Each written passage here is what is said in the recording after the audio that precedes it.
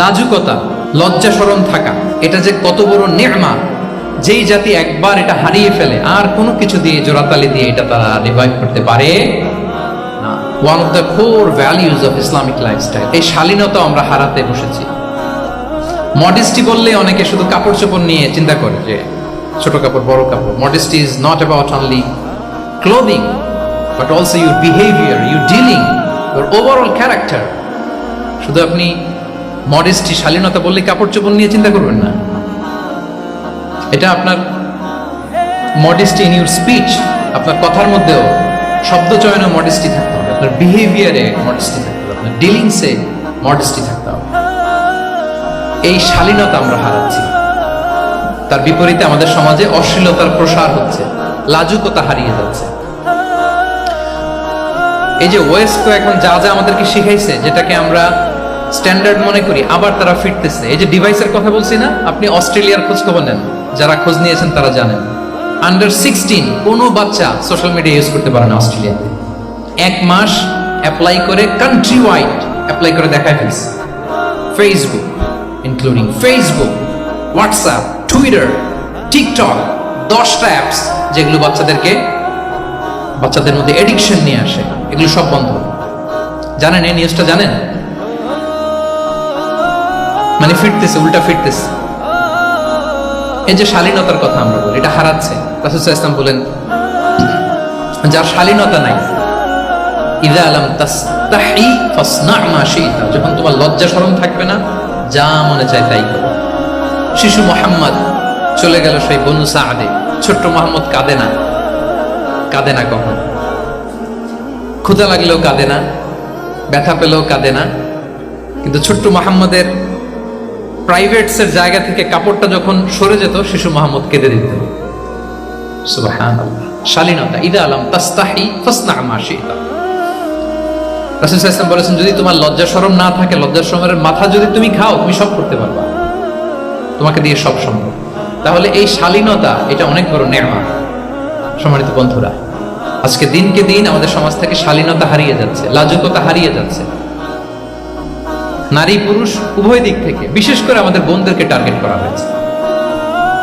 নারীদেরকে, আমাদের বোনদেরকে, তাদেরকে প্ররোচিত করা হচ্ছে, তাদের সামনে আইডিয়া হাজির করা হচ্ছে যে নারী যত বেশি নগ্ন হতে পারে, সে তত বড় সাহসী নারী।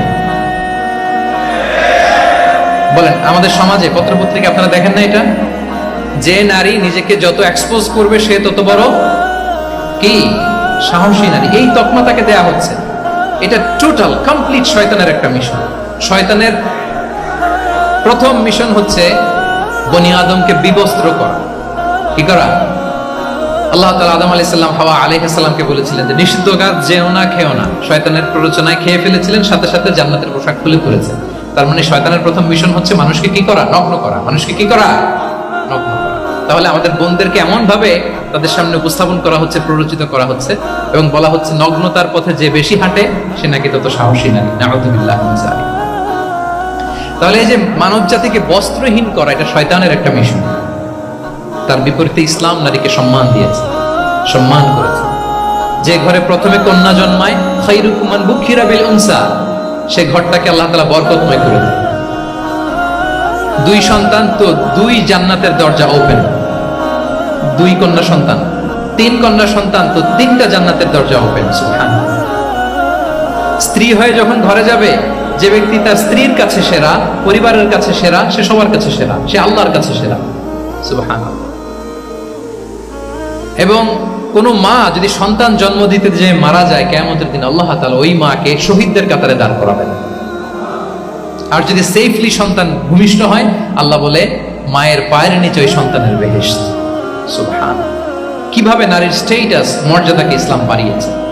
এবং এই যে ইসলাম যে নারীকে যে ভিআইপি হিসেবে কনসিডার করে, হ্যাঁ, ইসলামের দেয়া নারীর ড্রেস কোড নিয়ে আমাদের অনেকের কত কথা, কত ক্রিটিক। এটা কেন করে? কারণ Islam consider women as a queen.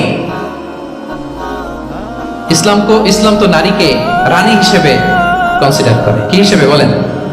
আচ্ছা বলেন, যে কুইন হবে, যে রানী হবে, তার একটা স্পেশাল ড্রেস কোড থাকবে না? তার একটা স্পেশাল প্রোটোকল থাকবে না?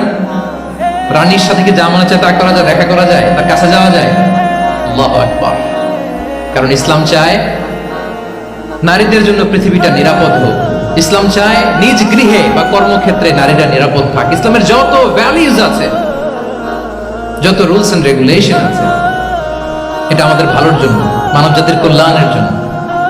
তাহলে এই অশ্লীলতা থেকে আমাদের যোজন যোজন দূরে থাকতে হবে। If you talk about Islamic lifestyle, আমাদেরকে শালীনতা, মডেস্টি ফিরিয়ে আনতে হবে। You have to maintain modesty. আমি যদি আরো ডিপে যাই, দেখেন এই যে প্রত্যেকের হাতে এক একটা করে পর্ন হাব হয়ে গেছে, হয়েছে না? পর্নোগ্রাফির শয়লাভ, বিকৃত যৌনাচারের শয়লাভ। এখন নতুন নামে, নতুন মোড়কে, LGBTQ নামে আমাদের সমাজে নানা মোড়কে আমাদের সামনে উপস্থাপন করা হচ্ছে। শুনেছেন না এগুলো? আপনারা নাম শুনেছেন? এই যে ট্রান্সজেন্ডারিজম, নাম শুনছেন না? নিজের দেহ কাটাকাটি করে দিব্যি পুরুষ, 4 সন্তানের বাবা, এখন হঠাৎ করে বলে যে আমি মনে মনে নারী, তো সোসাইটির জন্য আমাকে নারী স্বীকৃতি দেয়। বায়োলজিক্যালি দিব্যি নারী, 3 সন্তানের মা, এখন বলে যে এখন আমি মনে মনে ভাবতেছি পুরুষ, তো আমাকে পুরুষ হিসেবে তুমি কনসিডার করো। আল্লাহর দেয়া ফিতরাত, এই যে বলছে উল্টায় ফেলতেছে, এই ফিতরাতকে ধ্বংস করার সবচেয়ে জঘন্যতম এই নতুন যেটা বাজারজাত করা হচ্ছে যে আইডিওলজি, এটা হচ্ছে ট্রান্সজেন্ডারিজম। অধিকারের মোড়কে, তাও আসতেছে কিভাবে, কিসের মোড়কে বলেন তো?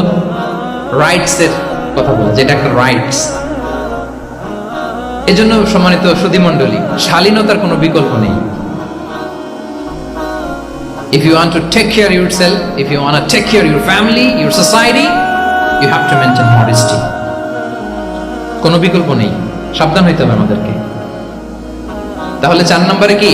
শালীনতা, মডেস্টি। শালীনতা হচ্ছে ইসলামিক লাইফস্টাইলের ভূষণ। এখন পরিকল্পিতভাবে এই শালীনতার কবর রচনা করা হচ্ছে আমাদের সমাজে। আপনারা কি রাগ করতেছেন? কথা ক্লিয়ারলি বুঝতে পারতেছেন? আমি যদি রয়ে শয়ে কথা বলি বুঝতে পারবেন আপনারা? ক্লিয়ারলি মেসেজগুলো আমি আপনাদের সামনে পৌঁছে দিচ্ছি। তাহলে কয়টা গেল? 4টা। হালাল, প্রোডাক্টিভিটি, প্রিজার্ভিং ফিতরা এন্ড